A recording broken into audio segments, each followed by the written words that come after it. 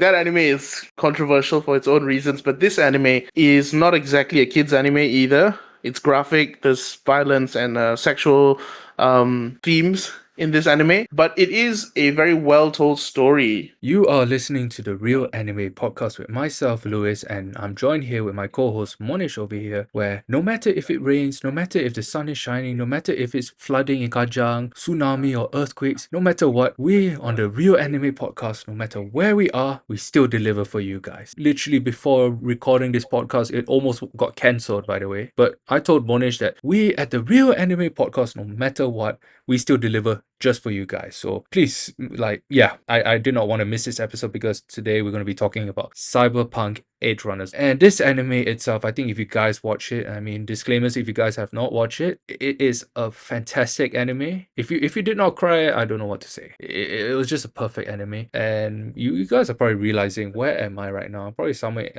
in Kajang right now. I'm not going to reveal the location, but it's just emergencies happen and here I am. And thankfully I'm okay, but car's not okay, but that's a story for another day. But enough about me. Monish, how's things with you on this fine day, evening or night? Well, I mean, it's not as challenging as your day, but we find a way to make it work. So it's great that we're all here today. But like Lewis said, we're here to talk about Cyberpunk Edgerunners. So Cyberpunk Edgerunners, Lewis, why did you pick this anime to be the topic for today's discussion? Okay, reason why I picked this anime because I don't know, as of recently, right, I actually played the game Cyberpunk 2077, right? So I played it, I finished the game, I think about a few months back or whatnot, and it's just been on my mind that I've been wanting to maybe do something related to Cyberpunk, but I just never thought about it until like a few weeks back when I just thought like, hey, let's do Cyberpunk because that anime itself is a real tearjerker. It really is like a roller coaster of emotions when you watch it, especially with like David's character arc, which we'll get into in a bit. I mean, the reason why I watched it because I think it's one of those animes where I remember it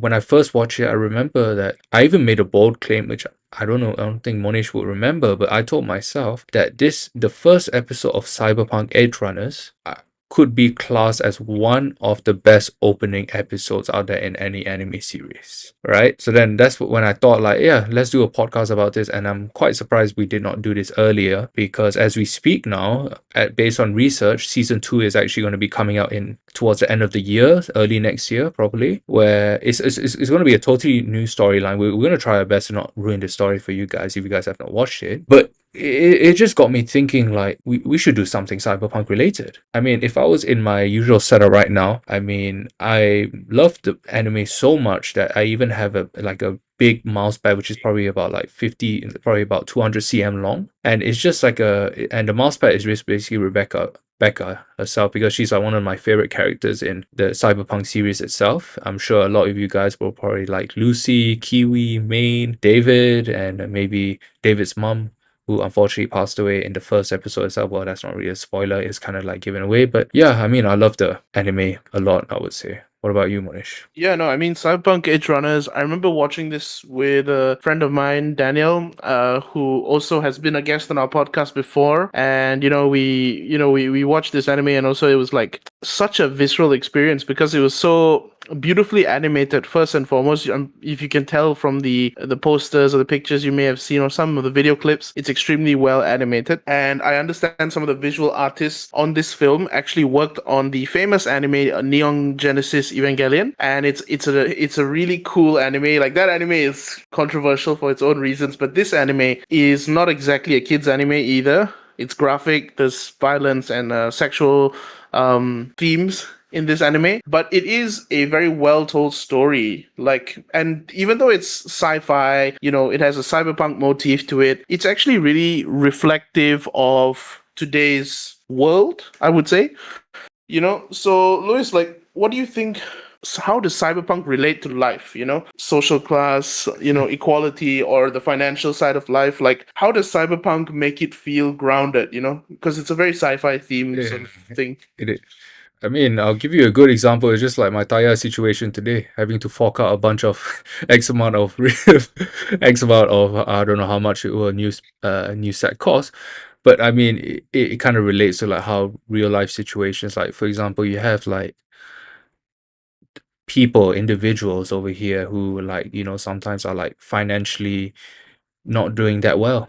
And it kind of relates to like when you watch the first episode specifically, where that first episode itself kind of like just sets the foundation itself, where you have a scene where David himself, his rent is late, his mother passed away, and he's not even able to like even have a proper funeral service, or let alone save her, because of like like him not having insurance, his family, his mom and himself not having insurance.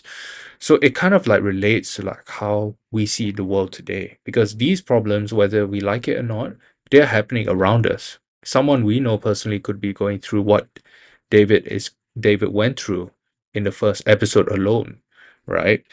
And it also got me thinking. Also, you have like the social class system. Like, when I think about the social class system, a perfect film example will probably be Parasite. Now I know Parasite and Cyberpunk Edgerunners, they are two different like things. Of course, one is a film, one is anime. But if you want social class, Parasite is a good example of social class itself, and how it kind of relates to Cyberpunk itself, right? You have like, so like a good example of social class would probably be like when David goes to like that, he goes to that fancy college itself. Everyone has like the latest gear, has the latest uniform, whereas himself, brother, literally just torrented his own files for his head, and then it caused like a huge data breach in the school system. So you can see like these little things, like how it relates to like life in general, whether it's financial, like mentally and physically, or social class, or all these sort of things. Like, I think that's the beauty of what rewatching it again. You start to pick up these things. Maybe the first time you watch it, you might pick it up, but these are like some of the things that you would pick it up on it. What about you, Monish? What do you think? There might be something that I did not mention that you probably might have picked up No, I mean in you real life. you definitely covered a lot of great ground. I just want to add on to that, like saying like especially the financial side of things and the way that society revolves around it. Like I remember I actually rewatched the first episode recently, and the first episode itself, right? David can't even use his washing machine Yeah. unless you have to pay for it. It's a subscription. The subscription based model becomes so widespread that even in your own home you don't really own anything. You still pay for things. Yeah. And that's part of what I feel like the society is going to. I'm not paying for a washing machine subscription, just letting you all know right now. I need my own washing machine. um, but I will also say that there's also, if you look more into the sci-fi view of things, like the way they use cyber psychosis in this film, basically it's what happens when David malfunctions, if you will, or basically because a lot of humans in this anime are like cybernetically enhanced, and so cyberpsychosis is what happens when those cybernetic enhancements kind of mess up, and you go into this sort of limbo coma-esque state. But what happens is like, oh, David is treated like a product, like every person is treated like a product because they're just buying and adding things to themselves. It's like mods in a game. So when those mods don't work, you go into cyber psychosis, and suddenly guess what? You don't have the money to pay for it. You don't have anything because why? You can't go out and earn the money. So we're all productizing ourselves, and we are literally making ourselves the product. But then the moment we fail, we become a failed product, and we're treated like that. So I feel like Cyberpunk Edgerunners, even though it's got such a beautiful cyberpunk aesthetic, really moves in on some serious themes that society today is kind of reflective of. So it really has a lot of great moments in here where you're like pretty sober about the fact that, hey, this is actually reflecting the real world, and not just, it's not something an anime is teaching you, right? But speaking of how an anime may teach you something or how you may get attention for it, I felt like after watching the first episode, like Lewis said, I was extremely hooked onto the series, right? So, Lewis, what would you think is the perfect way for people watching this anime to get hooked onto the series? Like, how do you encourage them to approach this anime if they've never watched this particular anime? Okay, one of the ways where I would is okay, it's more or less for like a target audience itself. If you really want to get into this anime, I would recommend playing the game first. Because okay, now just for disclaimer, Cyberpunk 2077 and Edgerunners, they do have a link, somewhat a link, same universe, Maybe some characters are in the game and in the anime, and this is like a way for you to be able to get to know more or less like this cyberpunk dystopian world and more of Night City itself. That's one of the ways. Now, I understand that not everyone's a gamer, not everyone will have like a 10,000 ringgit PC or whatnot, all right? Not me exposing my specs there, but that's for another day. But I mean, like, for why you should watch this anime, I would say, or how do you get hooked onto it? It's like, let's say, for example, like, if you watch a film like Akira, for example, you have a lot of these elements from like Akira itself into Cyberpunk, or another one will probably be Tron Legacy, for example. Okay, maybe not a lot, but maybe some bits and pieces from that. If you're like a fan of like these, of like Tron Legacy and Akira, Cyberpunk will be up your alley, because like Cyberpunk in a way is just like, how to say, what really makes you get hooked onto the anime itself is just like, you just only, I literally kid you not, you just only need 5 to 10, at least 5 minutes to at least just sit down and watch the anime. And trust me, you get hooked onto it instantly because of like maybe David's character arc, right? This kid who was raised by his mom, dad nowhere to be found, or whatnot, and like the first episode itself kind of like just paints the picture of the entire series itself. All right. Now, this might be a bit of a hot take, let's just say, but I consider Cyberpunk as one of the best anime, opening episodes of any series itself. Now, that's a hot take itself, right? You do have other animes where the first episode kind of just like blows you away. Another good example which I can think of is Oshinoko. Which, speaking of that, we should do a series on that, because it's been a while since I last thought of that. And plus, I think there's a second season, but I've not watched it yet, and it's a while ago. But nevertheless, that's another good example of like maybe a good first episode to get you hooked onto the anime itself. Because with these good storylines, okay, minus the fact that Oshinoko, the first episode was about an hour and a half, which almost felt like a film length, but it was still, I would still say it's considered as like one of the great first episodes of any series itself. Or another example could be Cowboy Bebop, for example. Or if you want to take it maybe like 7 years, 8 years back, Tokyo Ghoul, for example, season 1, episode 1. Now that's another good contender for like greatest of all time first episode series. I can't think of a proper title, but trust me, you don't need 24 minutes to explain the entire thing. You just need to sit down for 5 minutes. This is my final message. Just sit down for 5 minutes, watch the anime. Whether you like it or not, you can turn away. But trust me, just take 5 minutes. All right, get off your phone, get off your whatever. 5 minutes, watch the anime, and then you come to me and you tell me how you like it. Because I guarantee you, 9 times out of 10, you like it. What about you, Monish? Like, what was your experience like? How did you get hooked onto it? These are like sort of my thoughts, I would say. Yeah, I mean, for me, the fact that well, okay, first, this anime was quite had a big rollout marketing wise, so I kind of saw it. And also I'm friends with quite a few people who watch animes, so they were obviously beating down my door going like, "Hey man, you got to watch this." And I was like, "Okay, got it." And really what I found when I started watching it that hooked me is the animation. I thought the animation was beautiful, and then it invited me to look into it more, and I find out, oh, this is a Studio Trigger anime. And now for my fellow Weeb fans, Studio Trigger obviously did, Kill la Kill, Darling in the Franxx, Promare, Little Witch Academia, amazing animes that you've got to check out. And the animation is really reminiscent of that in some ways. And also, I think Studio Trigger's works is so diverse, but also it really like zeroes in on like the type of character archetypes they want to tell stories about.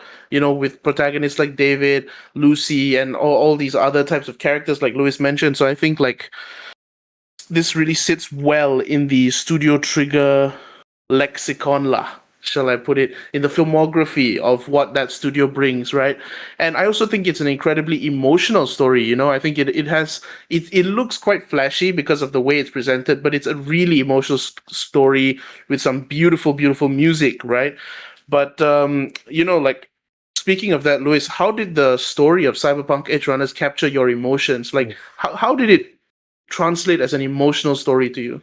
Okay, I mean, when you talk about the word emotional, right? I can't think of I have that song in my head. I really want to stay at your house. Remember that song? Yeah, that I played that on Spotify all the time. That song is really I'm getting goosebumps like thinking about that song. Or the other song, Let You Down, remember? You know, that guy is actually a Polish singer, if I'm not a Polish artist who actually sung that song. But